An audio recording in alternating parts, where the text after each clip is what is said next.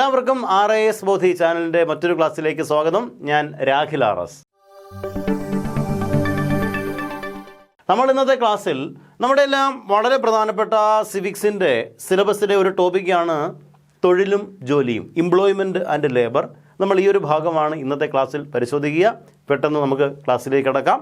അപ്പോൾ നമുക്കറിയാം, രാജ്യത്തിൻ്റെ സാമ്പത്തിക മേഖലയ്ക്ക് സംഭാവന നൽകുന്ന വിഭാഗമാണ് തൊഴിലാളികൾ എന്നറിയപ്പെടുക. ഒരു രാജ്യത്തിൻ്റെ ഏറ്റവും പ്രധാനപ്പെട്ട സമ്പത്ത് ആ രാജ്യത്തിൻ്റെ മനുഷ്യ വിഭവം തന്നെയാണ് എന്ന് നമുക്കറിയാം. അപ്പോൾ എന്താണ് ഈ തൊഴിൽ? ആരാണ് ഈ തൊഴിലാളികൾ?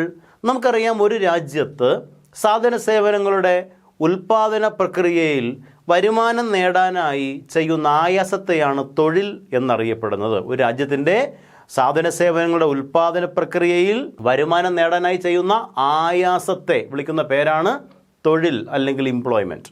ഇനി ആരാണ് തൊഴിലാളി അല്ലെങ്കിൽ ലേബറർ? നമുക്കറിയാം ആരാണ് തൊഴിലാളി. നിയമം അനുശാസിക്കുന്ന രീതിയിൽ നിയമപരമായ മാർഗത്തിലൂടെ സാധന സേവനങ്ങളുടെ ഉൽപ്പാദന പ്രക്രിയയിൽ സ്വന്തം അധ്വാനം വിറ്റ് വരുമാനം നേടുന്ന വിഭാഗത്തെ വിളിക്കുന്ന പേരാണ് തൊഴിലാളികൾ, അല്ലേ? നിയമപരമായ മാർഗത്തിലൂടെ എന്നുള്ളത് വളരെ പ്രധാനപ്പെട്ടതാണ്. നിയമം അനുശാസിക്കുന്ന രീതിയിൽ സ്വന്തം അധ്വാനം വിറ്റ് വരുമാനം നേടുന്ന വിഭാഗത്തെ വിളിക്കുന്ന പേരാണ് തൊഴിലാളികൾ, അല്ലേ? നമുക്കറിയാം, രാജ്യത്തിൻ്റെ ഉൽപ്പാദന ഘടകങ്ങളിൽ രണ്ടാമത്തെ ഘടകം കൂടിയാണ് തൊഴിൽ, അല്ലേ? ഉൽപ്പാദന ഘടകങ്ങൾ കേട്ടിട്ടില്ലേ? ഫാക്ടേഴ്സ് ഓഫ് പ്രൊഡക്ഷൻ ഏതൊക്കെയാ? Land, labour, capital and organisation. ഭൂമി, തൊഴിൽ, മൂലധനം, സംഘാടനം എന്നിവയാണ് ഉൽപ്പാദന ഘടകങ്ങൾ. അതിൽ രണ്ടാമത്തെ ഘടകമാണ് തൊഴിൽ. തൊഴിലിന് ലഭിക്കുന്ന പ്രതിഫലമാണ് വേതനം. കേട്ടിട്ടില്ലേ? നിങ്ങൾ കേട്ടിട്ടുണ്ടോ? അപ്പോൾ ഒരു രാജ്യത്തിലെ തൊഴിലാളികൾ 3 തരത്തിലുള്ള അടിസ്ഥാനപരമായ അധ്വാനങ്ങൾ ഏർപ്പെടുന്നവരാണ്, അല്ലേ? ഏതൊക്കെയാണ് ഈ 3 തരം അധ്വാനങ്ങൾ, അല്ലേ? ശാരീരികം, മാനസികം, ബൗദ്ധികം, അല്ലേ? നമ്മൾ ഒരുപാട് ആളുകൾ വിവിധതരം തൊഴിൽ പ്രവർത്തനങ്ങൾ ചെയ്യുന്നത് കണ്ടിട്ടില്ലേ? ശാരീരികമായി അധ്വാനിക്കുന്നവരുണ്ട്, അല്ലേ? അല്ലെങ്കിൽ നിർമ്മാണ പ്രവർത്തനങ്ങൾ, വാഹനം ഓടിക്കുന്നവർ, മരം മുറിക്കുന്നവർ, കുഴിയെടുക്കുന്നവർ, ഇവരെല്ലാം തന്നെ ഫിസിക്കലി അല്ലെങ്കിൽ ഫിസിക്കൽ എഫർട്ട്, ശാരീരിക അധ്വാനം ചെയ്യുന്നവരാണ്. എന്നാൽ നമുക്കറിയാം, ടെക്നോ പാർക്കിലോ ഇൻഫോ പാർക്കിലോ ഒക്കെ ജോലി ചെയ്യുന്നവരാണെങ്കിൽ മാനസിക അധ്വാനം, അല്ലേ? മെൻ്റൽ എഫർട്ടാണ്. എന്നാൽ ക്ലാസ് മുറികളിൽ നമ്മെ പഠിപ്പിക്കുന്ന അധ്യാപകരോ അവരുടെ അധ്വാനം ഇൻ്റലക്ച്വൽ എഫർട്ട് എന്നാണ് പറയുക, ബൗദ്ധിക അധ്വാനം എന്നാണ്, അല്ലേ? അപ്പോൾ ഒരു രാജ്യത്തിലെ തൊഴിലാളികൾ ശാരീരികവും മാനസികവും ബൗദ്ധികവുമായ അധ്വാനങ്ങളിൽ ഏർപ്പെടുന്നവരാണ്. ഇങ്ങനെ ശാരീരികവും മാനസികവും ബൗദ്ധികവുമായി ജോലി ചെയ്യാനുള്ള, അധ്വാനിക്കാനുള്ള ഒരു രാജ്യത്തിലെ പൗരന്മാരുടെ കഴിവിനെ വിളിക്കുന്ന പേരാണ് മനുഷ്യ വിഭവം അഥവാ ഹ്യൂമൻ റിസോഴ്സ് എന്ന് അറിയപ്പെടുന്നു, അല്ലേ? അപ്പോൾ എന്താണ് മനുഷ്യ വിഭവം എന്ന് പറഞ്ഞേ? ഒരു രാജ്യത്തിലെ പൗരന്മാരുടെ ശാരീരികവും മാനസികവും ബൗദ്ധികവുമായി, അല്ലേ, ഫിസിക്കലി, മെൻ്റലി ആൻഡ് ഇൻ്റലക്ച്വലി അധ്വാനിക്കാനുള്ള ശേഷിയെ വിളിക്കുന്ന പേരാണ് മനുഷ്യ വിഭവം അഥവാ ഹ്യൂമൻ റിസോഴ്സ്, അല്ലേ? അപ്പോൾ ഒരു രാജ്യത്തിൽ ഏറ്റവും കൂടുതൽ മനുഷ്യവിഭവം പ്രദാനം ചെയ്യാൻ കഴിയുന്ന വിഭാഗം ആരായിരിക്കും? നമുക്ക് പറയാം, എത്ര വയസ്സ് മുതൽ എത്ര വയസ്സ് വരെ? 18 വയസ്സ് മുതൽ 59 വരെ പ്രായമുള്ളവരെന്ന് പറയാം. അല്ലെങ്കിൽ യങ്സ്റ്റേഴ്സ്, യുവതി യുവാക്കളാണെന്ന് പറയാം. അല്ലെങ്കിൽ യുവതി യുവാക്കളായ തൊഴിലാളികൾ എന്നൊക്കെ പറയാൻ പറ്റും, ശരിയല്ലേ? അപ്പോൾ ഒരു രാജ്യത്തിൻ്റെ ജനസംഖ്യയിൽ ഏറിയ പങ്കും നമ്മളീ പറഞ്ഞതുപോലെ യുവതി യുവാക്കളായ തൊഴിലാളികളാണ് എങ്കിൽ ആ രാജ്യത്തിൻ്റെ മനുഷ്യവിഭവം ഡാഷ് ആണെന്ന് പറയാം. എന്തെന്ന് പറയാം? സമ്പന്നമാണ്, ശുഷ്കമാണ്. എന്തെന്ന് പറയാം? സമ്പന്നമാണ്, ശരിയല്ലേ? അപ്പോൾ രാജ്യത്തിൻ്റെ ജനസംഖ്യ എടുത്താൽ വലിയൊരു ശതമാനം ആളുകൾ അല്ലെങ്കിൽ ഭൂരിഭാഗം വിഭാഗക്കാർ യുവതി യുവാക്കളാണ്. അല്ലെങ്കിൽ 18 മുതൽ 59 വരെ പ്രായഘടനയിലുള്ളവരാണെങ്കിൽ ആ രാജ്യത്തെ സമ്പന്നമായ മനുഷ്യവിഭവം ഉണ്ടെന്ന് പറഞ്ഞുകൂടെ? ഒരു രാജ്യത്തിൻ്റെ സമ്പന്നമായ മനുഷ്യവിഭവം എന്തിനെ സൂചിപ്പിക്കുന്നു?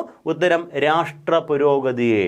ഒരു രാജ്യത്തിൻ്റെ സമ്പന്നമായ മനുഷ്യവിഭവം എന്തിനെ സൂചിപ്പിക്കുന്നു എന്ന് ചോദിക്കുമ്പോൾ രാഷ്ട്ര പുരോഗതി. ഓക്കെ ആണല്ലോ? അപ്പോൾ ഒരു രാജ്യത്ത് സമ്പന്നമായ മനുഷ്യവിഭവം ഉണ്ട് എന്ന് പറഞ്ഞാൽ അതിനർത്ഥം ആ രാജ്യത്ത് ഉൽപ്പാദനം വർദ്ധിക്കും, ശരിയല്ലേ? ഉൽപ്പാദന വർധന ഉണ്ടായാൽ GDP നിരക്കുയരും, ശരിയല്ലേ? GDPയിലുണ്ടാകുന്ന വളർച്ച അല്ലെങ്കിൽ ഉയർച്ച ആത്യന്തികമായി രാഷ്ട്ര പുരോഗതിയെ കുറിക്കുന്ന ഒന്നാണ്. അപ്പോൾ ഓർത്തിരിക്കണം, മറക്കരുത്, ഒരു രാജ്യത്തിൻ്റെ മനുഷ്യവിഭവത്തിൻ്റെ വളർച്ച രാഷ്ട്ര പുരോഗതിയിലേക്ക് നയിക്കുന്നു. പക്ഷേ ഒരു രാജ്യത്തിൻ്റെ ആകെ തൊഴിലാളികൾ എടുത്താൽ എത്ര ശതമാനം ആളുകൾ നേരിട്ടോ അല്ലാതെയോ തൊഴിൽ പ്രവർത്തനങ്ങളിൽ ഏർപ്പെടുന്നു എന്ന് തിരിച്ചറിയാൻ എന്തെങ്കിലും മാർഗമുണ്ടോ, സൂചകമുണ്ടോ? ഒരു രാജ്യത്തിൻ്റെ ആകെ തൊഴിലാളികൾ എടുത്താൽ എത്ര ശതമാനം ആളുകൾ നേരിട്ടോ അല്ലാതെയോ തൊഴിൽ പ്രവർത്തനങ്ങളിൽ ഏർപ്പെടുന്നവരാണ് എന്ന് തിരിച്ചറിയാനുള്ള ഒരു സൂചകമുണ്ട്. ഒരു രാജ്യത്തിൻ്റെ തൊഴിൽ മേഖലയുടെ വളർച്ച, തൊഴിൽ മേഖലയുടെ വ്യാപ്തി, ഈ സാഹചര്യം എല്ലാം മനസ്സിലാക്കാൻ കഴിയുന്ന ഒരു ഏകകമാണ് WPR എന്ന് പറയാം. കേട്ടിട്ടുണ്ടോ നിങ്ങൾ? WPR എന്താണ്? WPRൻ്റെ full form worker population ratio എന്നാണ്. പറഞ്ഞേ, വർക്കർ പോപ്പുലേഷൻ റേഷ്യോ, WPR. മനസ്സിലാവുന്നുണ്ടോ? മലയാളം തൊഴിലാളി ജനസംഖ്യ അനുപാതം. തൊഴിലാളി ജനസംഖ്യ. അപ്പോൾ ഒരു രാജ്യത്തിലെ തൊഴിൽ സ്ഥിതി വിശകലനം ചെയ്യാൻ, തൊഴിലാളികളുടെ സാഹചര്യം പഠിക്കാൻ, ആകെ ജനസംഖ്യയിൽ എത്ര ശതമാനം ആളുകൾ നേരിട്ടോ അല്ലാതെയോ തൊഴിൽ പ്രവർത്തനങ്ങൾ ഏർപ്പെടുന്നവരാണ് എന്ന് തിരിച്ചറിയാനെല്ലാമുള്ള സൂചകമാണ് WPR എന്ന് പറയുക. WPR ഓക്കെ ആണല്ലോ. എങ്ങനെയാണ് ഈ വർക്കർ പോപ്പുലേഷൻ റേഷ്യോ അല്ലെങ്കിൽ തൊഴിലാളി ജനസംഖ്യ അനുപാതം കണ്ടുപിടിക്കുക? തൊഴിലാളി ജനസംഖ്യ അനുപാതം കണ്ടുപിടിക്കാനുള്ള സമവാക്യം ഇങ്ങനെയാണ്: ആകെ തൊഴിലാളികൾ ഡിവൈഡഡ് ബൈ ആകെ തൊഴിലാളികൾ ഭാഗം ആകെ ജനസംഖ്യ ഇൻറ്റു 100 എന്നതിനെ അടിസ്ഥാനമാക്കിയാണ്. ആകെ തൊഴിലാളികൾ ഭാഗം ആകെ ജനസംഖ്യ ഗുണം 100 എന്നതിനെ അടിസ്ഥാനമാക്കിയാണ് WPR കണക്കാക്കുന്നത് എന്ന് ഓർക്കണം. ഓക്കെ ആണല്ലോ. അങ്ങനെ കണക്കാക്കുമ്പോൾ WPR നിരക്ക് ഉയർന്നിരുന്നാൽ, വർക്കർ പോപ്പുലേഷൻ റേഷ്യോ ഉയർന്നിരുന്നാൽ അതിനർത്ഥം എന്താണ്? അതിനർത്ഥം ഭൂരിഭാഗം തൊഴിലാളികളും തൊഴിൽ പ്രവർത്തനങ്ങളിൽ ഏർപ്പെടുന്നവരും സാമ്പത്തിക മേഖലയിൽ ഏതെങ്കിലും രൂപത്തിൽ സംഭാവന ചെയ്യുന്നവരുമാണെന്നാണ്. ശരിയല്ലേ?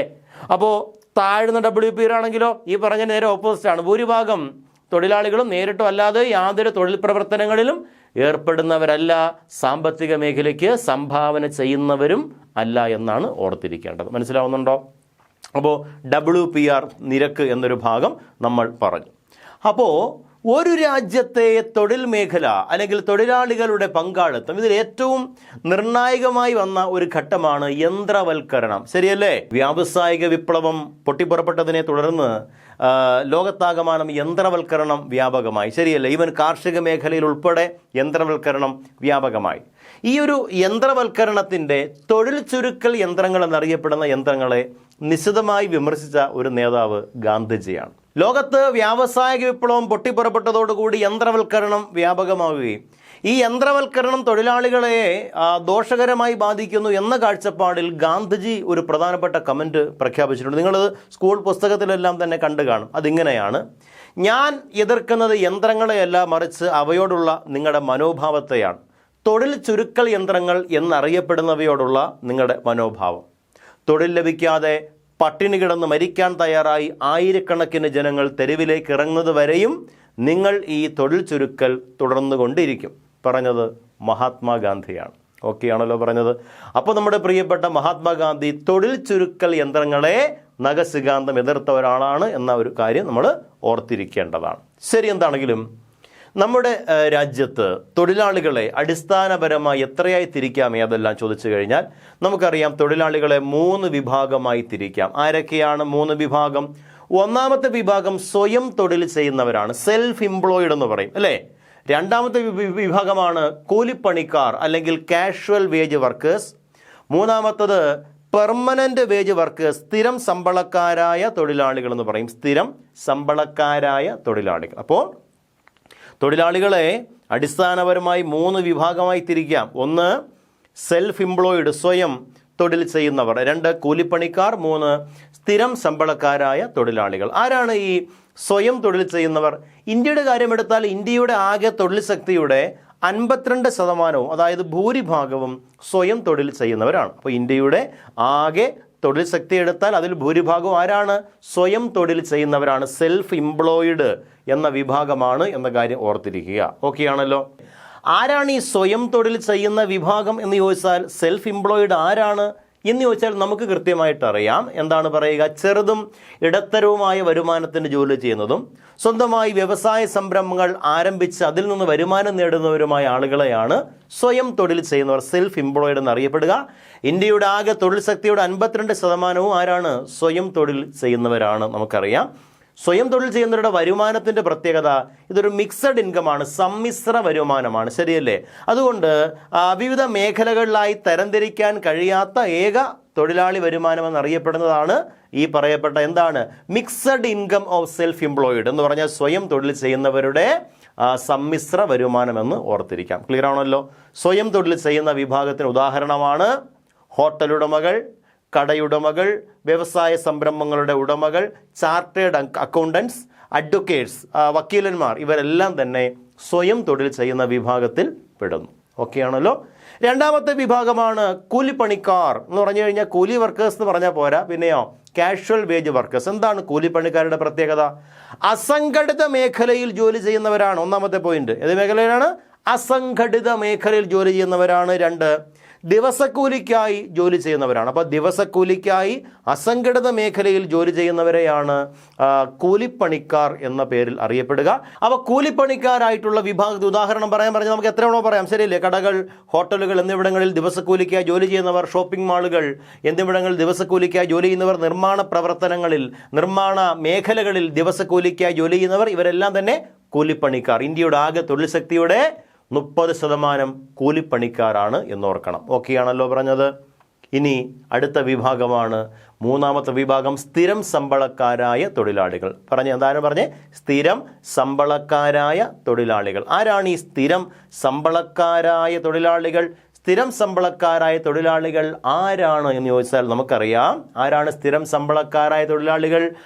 നമുക്കറിയാം. സർക്കാരിന് കീഴിലോ വിവിധ ഡിപ്പാർട്ട്മെൻറ്റുകളിലോ ഏജൻസികളിലോ അല്ലെങ്കിൽ സ്വകാര്യ മേഖലയിലോ കോർപ്പറേറ്റ് കമ്പനികളിലോ പൊതുമേഖലാ സ്ഥാപനങ്ങളിലോ എല്ലാം നിശ്ചിത രൂപ ശമ്പളത്തിന്, പ്രതിമാസ ശമ്പളത്തിന് ജോലി ചെയ്യുന്ന ആളുകളെ വിളിക്കുന്ന പേരാണ് സ്ഥിരം ശമ്പളക്കാരായ തൊഴിലാളികൾ. ഞാൻ ഈ പറഞ്ഞ കാറ്റഗറി എല്ലാം വരുന്നു. ഇവരുടെ പ്രത്യേകത സംഘടിത മേഖലയിൽ ജോലി ചെയ്യുന്നവരാണ്. അപ്പോൾ സംഘടിത മേഖലയിൽ പ്രവർത്തിക്കുന്ന വിഭാഗമാണ് ആരെന്നറിയപ്പെടുന്നത്? നമ്മൾ ഈ പറയപ്പെട്ട സ്ഥിരം ശമ്പളക്കാരായ തൊഴിലാളികൾ. ഉദാഹരണം, ഞാൻ ഈ പറഞ്ഞ സർക്കാർ ഉദ്യോഗസ്ഥർ, കോർപ്പറേറ്റ് കമ്പനി ജീവനക്കാർ, പൊതുമേഖലാ സ്ഥാപനങ്ങളിലെ ഉദ്യോഗസ്ഥർക്ക് തന്നെ ഇതിന് ഉദാഹരണങ്ങളാണ് നമ്മൾ ഈ പറയപ്പെട്ട സ്ഥിരം ശമ്പളക്കാർ. ഓക്കെ ആണല്ലോ. അപ്പോൾ ഒരു രാജ്യത്തിലെ തൊഴിലാളികളെ 3 വിഭാഗമായി തരംതിരിക്കാം. ഒന്നാമത്തെ വിഭാഗമാണ് ഏതാണ്? നമുക്കറിയാം, സ്വയം തൊഴിൽ ചെയ്യുന്നവർ. ഒന്നാമത്തെ വിഭാഗമാണ് സ്വയം തൊഴിൽ ചെയ്യുന്നവർ. 2 കൂലിപ്പണിക്കാർ, 3 സ്ഥിരം ശമ്പളക്കാരായ തൊഴിലാളികൾ എന്നിങ്ങനെ 3 കാറ്റഗറി ഉണ്ട്, 3 വിഭാഗമുണ്ട് എന്ന് മനസ്സിലാക്കാം. ഓക്കെ ആണല്ലോ പറഞ്ഞത്. ക്ലിയർ അല്ലേ? തൊഴിലും ജോലിയും എന്ന ഈ ഒരു ഭാഗത്തിൻ്റെ ആദ്യ ഭാഗമാണ് നമ്മൾ ഈ ഒരു ക്ലാസ്സിൽ പരിശോധിച്ചത്. ഇതിൻ്റെ അടുത്ത പാർട്ട് നമ്മൾ തൊട്ടടുത്ത വീഡിയോയിൽ വീണ്ടും പരിശോധിക്കാം. എല്ലാവർക്കും നല്ലൊരു ദിവസം ആശംസിക്കുന്നു. Thank you all of you. By.